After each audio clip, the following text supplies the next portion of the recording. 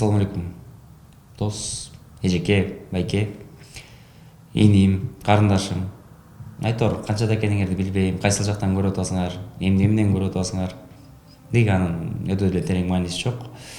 Бул жерде маанилүү деген башка бир суроо бар. Бактылуусуңбу? Албетте ооба дейсиң. Эч бир адам өзүн бактысыз сезгиси келбейт. Жалгыз калгысы келбейт.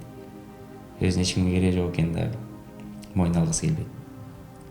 Албетте мен деле ойлобойм андай экен деп, бирок ар бир адам бактылуумун дегени менин оюмча, жеке менин оюмча айталып өтөйүн.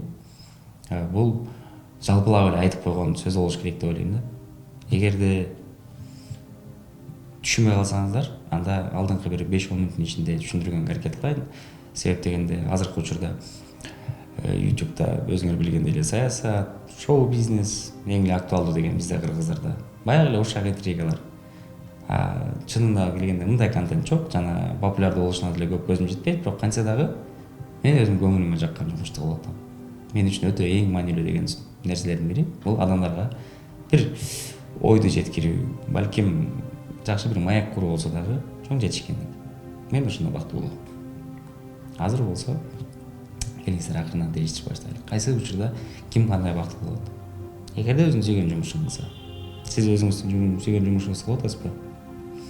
Балким жок. Мен оюмча. Себеп дегенде тилекке каршы 90% адам кантсе дагы бирөөгө баш ийип иштеш керек болот. Демек бирөөнүн айтканын кылып, балким өзүнүн көңүлүнө жаккан жумуш менен алектенип жүрүшөт. Балким мындан алганда мен деле ошондой эле кылып аткандармын. Элдин талабы элге ушул нерсе жакып атат да, өзүмө жакпаган бир анча-мынча долбоорлор жасап жатам эми. Айтпай эле коеюн, бирок ал жагы да бар. Сиз да балким ошондойсуз. Балким күндө үйгө келесиз. Үйдө сизди күтүп ала турган чоң бир үй бүлөңүз бар. Өзүңүздүн балдарыңыз же сиз бирөөнүн баласысыз, кызысыз. Баары сонун дегендей ой калтырат, бирок качан акыркы жолу үй бүлөңүздөр менен баарыңар чогуу чай ичип отурдуңар, сүйлөштүңөр, маектештиңер, күлүп чайнадыңар. Эгерде жакын эле болгон болсо куттуктайм анда. Анда сиз бактылуу адамсыз. Бактылуулук мына ушундай учурларда болот. Бирок чай ичип бүтүп, омин кылып, барыңар барып, ар бириңер өзүңөр бөлмөңөргө жатып калганда кайра эле жалгызсырайсыңар. Эмне үчүн? Себеп дегенде интернет заманы, баары көз алдыңда. Ар ким ар кайсыга кирет, бирөө WhatsApp'ка, бирөө Instagram'га, бирөө YouTube'га ар демке менен өзүнүн алаксытып коюп жатат. Мен муну айтайын дегеним, ар бир адамда бактылуулук күндөрү көп болот, учурлар көп болот. Бирок бир күнү 24 саат болгон болсо, 24 сааттын канча саатында сиз чынында күлүп, чынында жүрөгүңүз кубанып, маанайыңыз топ болуп турат? 1 саатпы? Өтө көп. Кээде болуш мүмкүн, топуракка барып же досторуң менен чогулуп калганда. Анда жумуштан келесиңер, үйдө тосуп алат, балдар менен, кыздар менен, үй бүлөңүз менен 1-2 саат алаксыз. Көчөдө балким бир жакын досуңуз менен, кесиптешиңиз менен же сүйгөн кызыңыз менен алаксыз. Келгенде баарыбыз жалгызбыз. Баарыбыз жалгызбыз, себеп дегенде бизди чоң дүйнө курчап турат. Чоң дүйнөнүн алдында бир кичинекей мындай адамбыз. Жалгызсырайсың. Мисалга ала турган болсок, көп нерсени биз просто байкагыбыз келбейт. Себеби көнүмүш адат болуп калган. Барыңар эле билесиң. Биринчи сүйүүңөрдү эстегиле. Балдарга каралсаң. Биринчи сүйүүңөрдү эстегиле. Биринчи свиданияга жантылашып барганыңар, бутуңар бутка жерге тийбей, чуркап жүрөгүңөр дүпүлдөп, бетинен өпкөнгө шашып. Ошол кыз акыры барып жетип салдыңар. Үй бүлө курдуңар. Бала чака бар ортодо. Бирок азыр ошол сезимдер жок. Үйгө антип жанталашып барбайсың. Мурда бетинен өпкөнгө зарыл болчу, азыр бетинен өппөйм. Ошол эле сыяктуу ата-эне. Бирөө бир жерден келип мындай бир маанилүү сөздөрдү айта турган болсоң, апаңды, атаңды барып кучактай бергиң келет. Бирок 1 сааттык. 2 саат. Апам бар, атам бар деп кубанасың, бирок баары бир күн болбосо бир күн унутасың. Башка нерсе кыласың, келесиң үйгө. Кадыресе. Себеби көнүмүш жаныңда ар дайым. Паркы кете баштайт ар бир нерсени. Ошол эле үйдө турган светтин баркы жок азыр. Келесиң, байкабайсың, анын бар экенин да билбейсиң. Себеби бул кадыресе көрүнүш. Сенин үйүңө киргенде свет бар болуп туруш керек, үйүң жарык болуп туруш керек. Бирок бир күн үйгө келгенде эле свет өчүк болсо, чип кетет. Зарядкаң өчүп, тамагыңды жей албайсың. соған карай албайсың.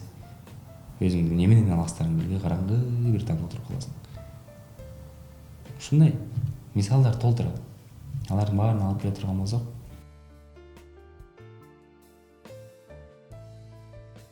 мисалдар толтура. Алардын баарын бирден ала турган болсок, көп сааттык эфир болуп кетиши мүмкүн. Мен аны каалаган жокмун. Минимализмди жакшы көрөм. Кыска нуска, түшүнүктүү. Түшүнүктүү болуш үчүн өзүбүз эле көнүп калган Инстаграмга кайтып көрөлү. Инстаграмда тааныштарыбыз көп. Күн сайын киребиз, күн сайын аңдыйбыз. Жашообузун байкап тургубуз келет. Карасаң баары эле бактылуу адамдар. Кайгырган адам жок. Жыргап атышат, сүйүнүп атышат, кубанып атышат. Анан бир сүрөт менен экинчи сүрөттүн айырмасын карасаң, бир күн болот, 2 күн болот, 3 күн болот, 5 күн болот.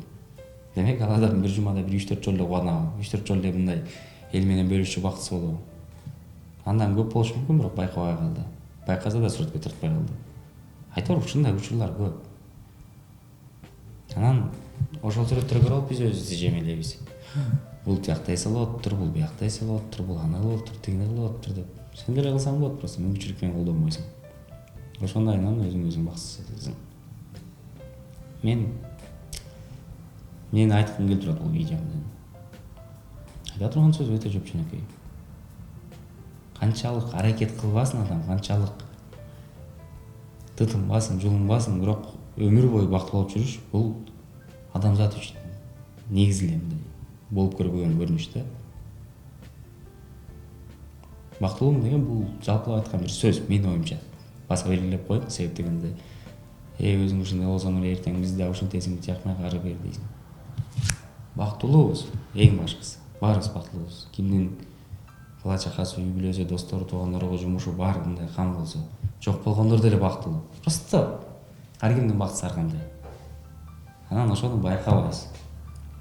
Байкабаган үчүн бактысызбыз. Ушул өтө орусча айтмакчы, тонкая грань бар. Ошону байкап биле албайт да көбү. Жумуш, аркы берки, турмуш, түйшүк, иши ошонун баары менен аласып кетип туруп, кээде мындай ойлонуп көрсөң, акыркы жолу качан мындай берилип күлдүм. Акыркы жолу качан прям жүрөк кубанды, сүйүндүм. Рахат тартыладым ар бир учурларда. Эстеп көрсөң акыркы жуманы. 4-5 ашып кетсе. Балким бир жумадан бир иштик боло элек, жашоомдо кызыктуу. Вот ошол нерсени айтып атам. Аны сизден зависит этпейт, ал менден зависит этпейт, ал коомдон да зависит этпейт. Себеп дегенде бизди жашоо ушундай бир рамкага алып келген. Жашаш үчүн иштеш керек. Иштесең убактың азыраак болот, убактыңан чарчайсың. Бир гана жумуш ага тиешелүү эмес, көп факторлор бар. Айтор бунун баары айтып өткөндөй эле бир күндүк да сөз эмес. Ошон үчүн билбейм, араңарда ушундай мен айткан адамдар барбы, жокпу? Жок болсо сөгүп койгула, эмне эле дөөдүрүп атасың. Бар болсо кошулуп койгула. Бирок мен ойлойм, бул жерде сөгүнө турган тема эмес. Жана бул жерде мактай турган да тема эмес. Бул жерде просто бир ой бар. Бул ой менин оюм жеке. Ошол ойду силерге мынакей сунуштап атам. Ушундай болобу дегендерди. Себеп дегенде, если байкап калган болсоңуздар, эртең туруп 1-2 жыл жылмайып өзүңөрчө күлүп койсоңор, бул балким мен үчүн жетишкендик болуптур. Себеп дегенде, баарыбыздын күнүбүз эң сонун өткүшүн каалайм, баарыбыздын күнүбүз бир кызыктуу окуяларга бай болушун каалайм. Бирок ал үчүн мен өзүмдүн аракетимди азырынча кыла албайм. Себеп дегенде, айтып өткөндөй эле, мен азыр эртеден кечке жумуш менен алекмин, ал жумуштагы мага рахат тартуулайт. Бирок көп учурларда элдин оюна баш ийип койгон үчүн кээде өзүм нааразы болуп коем. Жашоо шарт ушундай. Баарыбыз азыр кичине болсо да эки жүздүү болуп калганбыз. Кичине болсо да. Каалаган сөзүбүздү айта албайбыз. Айтсак да балким жакпай калышы мүмкүн дейбиз. Же тескерисинче. Ошон үчүн бул кыскача болсо да маек. Сиздерге эми жактыбы жакпады билбейм, бирок жаккан болсоңуздар лайктарды коюп, комментарийлер жазып, өзгөчө контент болсо, өзгөчө контент экен, биз балким ушуну улантып көрсөк кандай болот десеңиздер, көп темаларда болуп, ошентип баарлашабыз, анализ жүргүзөбүз. Эмне үчүн? Бир гана бул эле тема менен эмес, башка тема боюнча да. Андыктан бактылуу болуңуздар. Элдос Аскарбеков.